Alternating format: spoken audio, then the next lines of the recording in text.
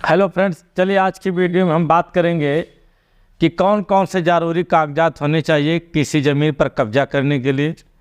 अगर आपने कोई ज़मीन खरीद लिया है, कोई प्लाट खरीद लिया है, कोई मकान खरीद लिया है, कोई फ्लैट खरीद लिया है, किसी प्रकार की अगर आपने कोई प्रॉपर्टी खरीदा है तो उसके कब्जा करने के लिए आपके पास कौन कौन से डॉक्यूमेंट होने चाहिए, आज की वीडियो में मैं चर्चा करने वाला हूँ।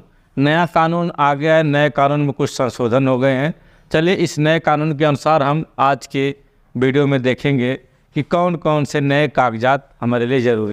तो चलिए हम एक एक पॉइंट को इस वीडियो के अंतर्गत डिस्कस करेंगे और डिस्कस करते हुए समझते हुए जाएंगे कि किन किन डॉक्यूमेंट्स की हमें आवश्यकता पड़ेगी, कौन कौन से कागजात की हमें आवश्यकता पड़ेगी।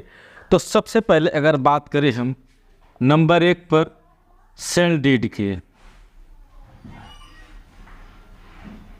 सेल डीड की सबसे बड़ी महत्व है, आप कोई ज़मीन खरीदते हैं, कोई मकान खरीदते हैं, कोई फ्लैट खरीदते हैं, तो उसमें जो कागज़ पर तैयार होते हैं सारे, जैसे नक्शा नज़री, उसकी नक्शा नज़री बनेगी, गवाहों के नाम होंगे, कितने रुपए में प्रॉपर्टी खरीदी गई है, कितने की लागत आई है, सब कुछ डिटेल इस सेल डीड के अंतर्गत लिखा होता है। तो सेल डीड हमारे लिए बहुत ही इम्पोर्टेंट कागजात है, ये हमारे पास होना चाहिए। Number 2 payment history. Payment history होना बहुत ही ज़रूरी है। जैसे मान लीजिए आपने कोई ज़मीन खरीदा, उसकी मार्केट वैल्यू 12 लाख रुपए है और उस ज़मीन की कीमत 40 लाख रुपए है। तो कुछ लोग पैसे बचाने के लिए, स्टाम्प बचाने के चक्कर में मार्केट वैल्यू की कीमत नहीं देते हैं, ऑनलाइन ट्रांजैक्शन नहीं करते हैं और कैश पेमेंट कर देते हैं। उस स्थिति में उनके साथ फ्रॉड हो सकता है, धोखा हो सकता है।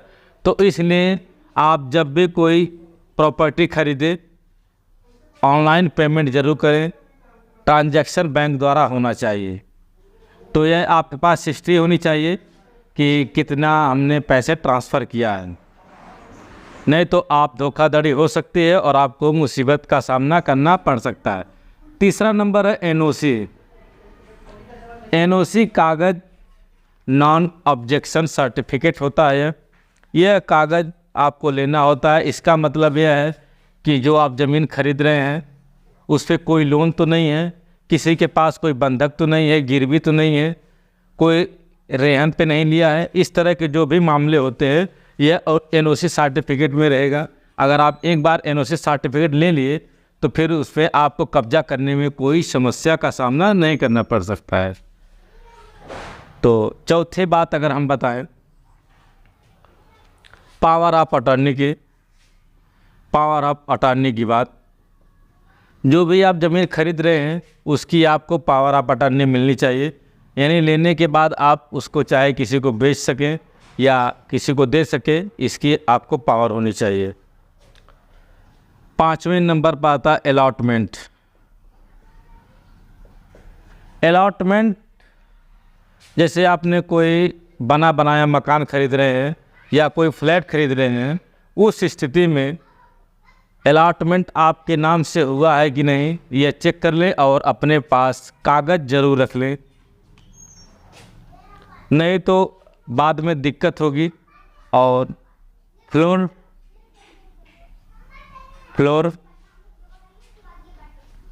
कार्ड होता है एक, जब भी आप कोई प्रॉपर्टी या मकान लेते हैं तो फ्लोर कार्ड ज़रूर चेक कर लें और जा कर के बनवा लें कि इससे पता चलेगा कि इस मकान का असली मालिक कौन है, फ्लोर कार्ड से। अब हम बात करेंगे 7वें की, title deed. Title deed, title deed का मतलब होता है कि यह प्रॉपर्टी कहाँ से आई है, किस माध्यम से आई है और क्यों आई है।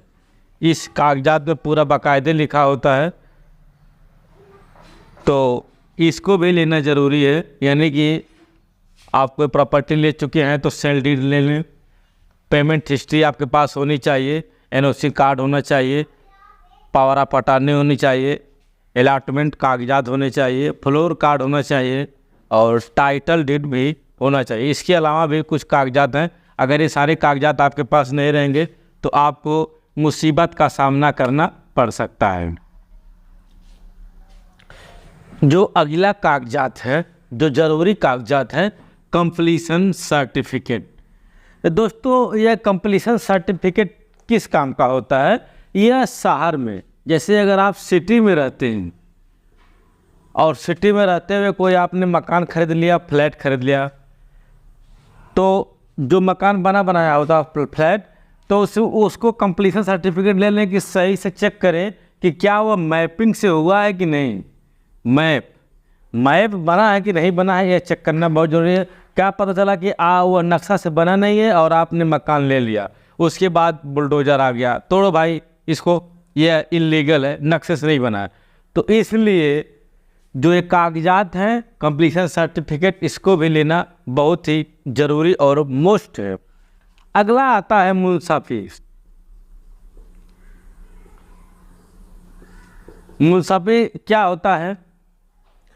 दोस्तों जो आप ज़मीन ले रहे हैं उस ज़मीन की मुंसाफी निकलवा लें, यह बहुत ही ज़रूरी है। कलेक्टर कचहरी से निकल जाएगी, इसको बहुत ज़रूरी। इसमें ये देखना होता है कि आपने जो ज़मीन लिया है उसके खेत की तरफ कहीं कोई नाला वाला तो नहीं है, या कोई नाला बीच से तो नहीं है, या कोई चक्रोट इसी के अंदर से नहीं है। तो नक्शे में होता है ना उल्टा सीधा, तो उसी में चेक करना होता है कि नाला कहाँ है, चक्रोट कहाँ है, इसके जो खातेदार है उनकी क्या स्थिति है, हमारे पड़ोसी कैसे, तमाम सारी बातों को इसमें डिस्कस किया जाता है मुंसाफी में, तो आप निकलवा सकते हैं। तो दोस्तों आज की वीडियो में आपने क्या समझा? अगर हमें किसी ज़मीन पर कब्जा करना है जो अपनी हमने लिखवाई हुई है, तो उससे संबंधित हमारे पास कौन कौन से कागजात होने चाहिए, तो ये सारे कागजात आपके लिए बहुत ही ज़रूरी है। इन कागजातों के बिना आप लड़ाई नहीं लड़ पाएंगे। मेरे पास एक केस आई थी, थोड़ा सा मैं केस को डिस्कस कर लेता हूँ। सिविल का मैटर, एक व्यक्ति, मैं उनका नाम नहीं लेना चाहूँगा, ए नाम का व्यक्ति मान लीजिए कोई है, और बी नाम के व्यक्ति को और सी नाम के व्यक्ति को। ए के पास 15 बिस्सा ज़मीन थी, इसने पहली बार 13 बिस्सा ज़मीन बी को बेच दिया। उसके बाद 10 दिन के अंतराल पे वही व्यक्ति 7 बिस्सा ज़मीन बेच दिया सी को। 15 बिस्सा टोटल ज़मीन इसके पास थी, इसने 13 बिस्सा बी को बेच दिया। 10 दिन बाद 7 बिस्सा सी को बेच दिया। अब बताइए, यह व्यक्ति तो गया डायरेक्ट ज़मीन लिखवा लिया खतौनी देख करके, क्योंकि खारिज दाखिल हुआ नहीं था।